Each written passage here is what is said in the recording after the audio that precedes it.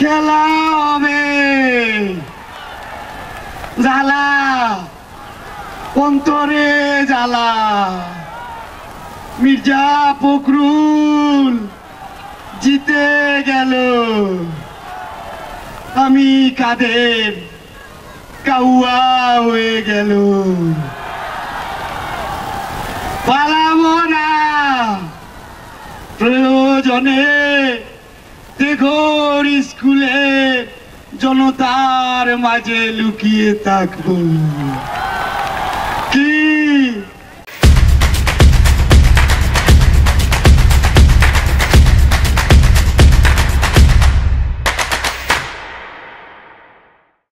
আমাকে একদিন স্যার জিজ্ঞেস করছিল, এই তানভীর তুই তো খুব ভালো বাংলা পারিস, দাঁড়া। আমি উঠে দাঁড়ালাম, বলছে বল পানি কোন লিঙ্গ? আমি বললাম স্যার তরল লিঙ্গ।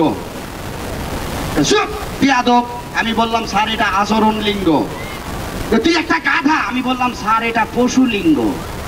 এই তোরা কিন্তু খায়া ধাক্কা দিয়া ক্লাস থেকে বাইর করে দিব। আমি বললাম স্যার এটা কিন্তু অপমান লিঙ্গ হয়ে যাচ্ছে। এরকম অনেক স্যার ছিলেন, বিশেষ করে যারা ইংরেজি আর অঙ্ক স্যার, তাদের জন্য ভয়টা লাগতো বেশি, কারণ ইংরেজি আর অঙ্ক না পারলে খুব পিটানিটা দিত, একদম সাটানি সাটানি, তাই না?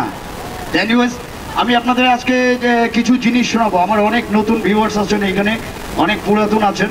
মজা লাগলে জোরে করতালি হবে, আর মজা না লাগলে রাগ করে আরো জোরে করতালি হবে, ঠিক আছে? শীতের সময় ডিম খাইতে খুব মজা লাগে, গরম গরম ডিম, তাই তো? হাঁসের ডিম না মুরগির ডিম? মুরগি না হাঁস? আগেই চলে গেছে হাঁস। হায় রে বাপ রে বাপ, খাবো তো এখন বাস। আগে মুরগিতে থাকতে হবে। দেখেন মা বোনেরা এখানে আছেন, আমার আপুরা যারা আছেন, এবার প্রথমে আমি মা বোনদের দিয়ে একটু শুরু করি, মা বোনদের একটু আনন্দ দিই। মা বোনদের প্রিয় জিনিস হচ্ছে চিকেন, মানে মুরগি, তাই না? একটা মুরগি যখন ডিম দেয়, ভালো করে খেয়াল করবেন, মুরগি ডিম দেওয়ার আগে কি বলছে, ডিম দেওয়ার পরে কি বলছে, মজা লাগলে তালি হবে। ডিম দেওয়ার আগে মুরগিটা কেবল পোস্টে বসে এখন বলছে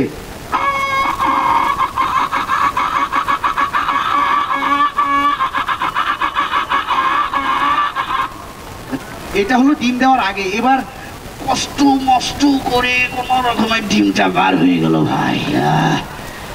ডিম পাড়ার যে কি যন্ত্রণা আমি বুঝি না, আমার মুরগিটা বোঝে।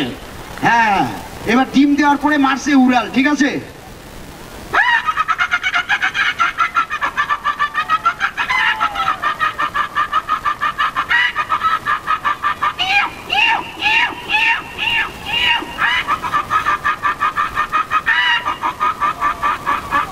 মুরগিওয়ালি ভাবির জন্য জোরে একটা করতালি।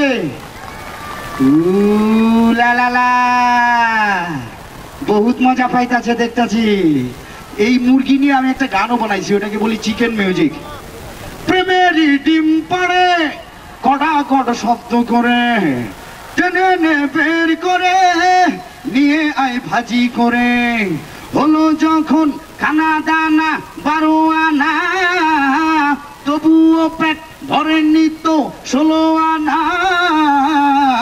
মুরগি তোমরা সা করলে, মুরগি তোমরা সা করলে।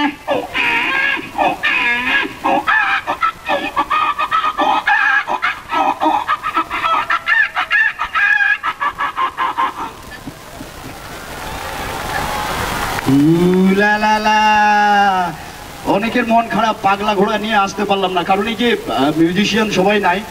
এরপরে যখন মিউজিশিয়ান আসবে তখন পাগলা ঘোড়া শোনাবো। আচ্ছা, সিডিআই 800 আমার বাপজানের ছিল, আলিম কাকা। কাকার জন্য আমার বিশেষ করে এই প্রোগ্রামে আসা। কাকার আমি অনেক ভালোবাসি। আসার কথা ছিল না, আমি সুযোগ পেয়েছি, প্রোগ্রামে আসতে পেরেছি, এটা আমার জন্য অনেক বড় একটা পাওয়া। আসলে আমি মানে অনেক ধন্যবাদ জানাচ্ছি আমাকে এখানে ইনভাইট করার জন্য। তো আলিম কাকার সিডিআই 800 একটা মোটর সাইকেল ছিল। আমি এবার এটা স্টার্ট দিব, পোলাপানেরা জোরে করতালি দিবে, ঠিক আছে? ইঞ্জিন ঠিক থাকলে সিডিআই 800 স্টার্ট হচ্ছে।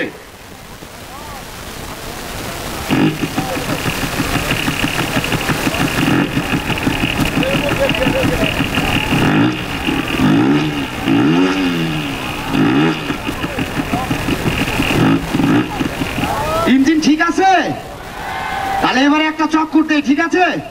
Sound hello.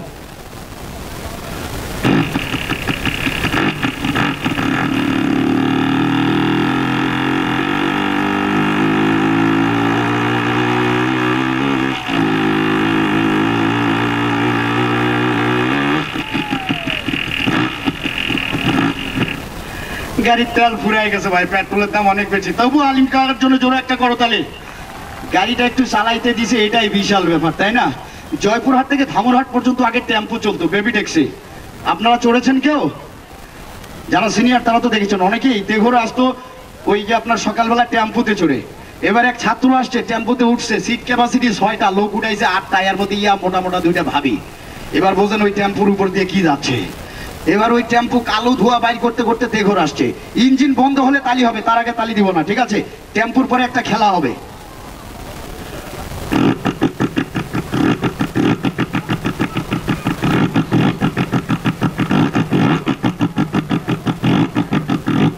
যাত্রী তুলে নিছে, এবার টান দিবে।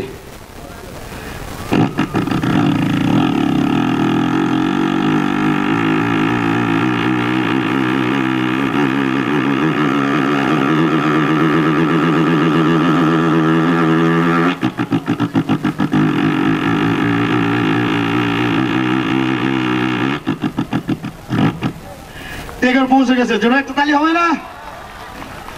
খেলা হবে, জ্বালা অন্তরে জ্বালা। মির্জা ফখরুল জিতে গেল, আমি কাদের কাউয়া হয়ে গেল। পালাবো না প্রয়োজনে, দেখো স্কুলে জনতার মাঝে লুকিয়ে থাকবো। কি একটা চেয়ার দেবেন না? খেলা হবে, উলালালা। আমি একটু যারা এখানে স্টুডেন্ট, তোমরা আমাকে একটু সাপোর্ট করবো ভাই। আমরা একটু সিনিয়রদের নিয়ে কথা বলবো। এখানে যারা সিনিয়র আছেন, আমি জানি বাংলাদেশ জাতীয়তাবাদী দল বিএনপির অনেক সিনিয়র নেতৃবৃন্দ আছেন, আপনারা নিশ্চয়ই চিনবেন। আমি এমন একটা ভয়েস শোনাবো, ইউনিক ভয়েস, এটা আই হোপ বাংলাদেশে আমি ছাড়া অন্য কারোর কণ্ঠে আপনারা পাবেন না। সেটা হচ্ছে, আমরা একটু স্মৃতিচারণ করতে চাই বিএনপির দুর্দিনের কাণ্ডারি। বিএনপির দুর্দিনের কাণ্ডারি বলা হয় যাকে, বিএনপির সাবেক প্রয়াত মহাসচিব খন্দকার দেলোয়ার হোসেন। তার কথা কি মনে আছে? যার যার মনে আছে হাতগুলো দেখতে চায় এবং জোরে একটা করতালি চায় বসের জন্য। তাকে প্রশ্ন করা হচ্ছে কেয়ারটেকারের সময়, স্যার এই যে বর্তমান কেয়ারটেকার সরকার ফখরুদ্দিন মঈনুদ্দিন সরকার, তারা যে সংলাপের জন্য ডাকছেন, আপনারা সংলাপে যাবেন কিনা? এবার তিনি যেভাবে বলছিলেন, জোরে তালি হবে শুধু সিনিয়র আমার বাবারা কাকারা, ঠিক আছে? খন্দকার দেলোয়ার স্যার বলছেন, দেশনেত্রী বেগম খালেদা জিয়াকে কারা মুক্ত করতে হবে, তারেক রহমানকে উন্নত চিকিৎসার জন্য দেশের বাইরে পাঠাতে হবে, অন্যথায় এই সরকারের সাথে কোনো সংলাপ এবং সমঝোতায় অংশগ্রহণ না করে এই সরকারের পতনের দাবিতে তীব্র আন্দোলন ঘোষণা হবে। জয় করতালি। Love you so much. এবার আমরা একটু পড়াশোনা করি। এই কবিতাটা আমি এক লাইন বলবো, আপনারা এক লাইন বলবেন, দেখি মনে আছে কিনা, ঠিক আছে? ওই দেখা যায় তাল গাছ, ওই আমাদের গা, ও বগি তুই খাস কি। ডানে বামে সামনে পিছনে খেয়াল করবেন, যারা বলছে না তারা আগে থেকেই খারাপ ছাত্র ছিল, পারে না, ঠিক আছে? ও বগি তুই খাস কি, পান্তায় আমি খাই না, একটা যদি পাই। এবার আমার এত সুন্দর দাড়ি দেখে আমাকে এবার ওয়াজের মঞ্চে দাওয়াত দিছে। আমি আর কি ওয়াজ করব, দেখতে হুজুরের মতো হইলেও আমি তো ওয়াজ পারি না। এবার ওয়াজের মঞ্চে এসে আমি শুরু করলাম, আবার বাজানেরা ওই দেখা যায় তাল গাছ, ওই আমাদের গা,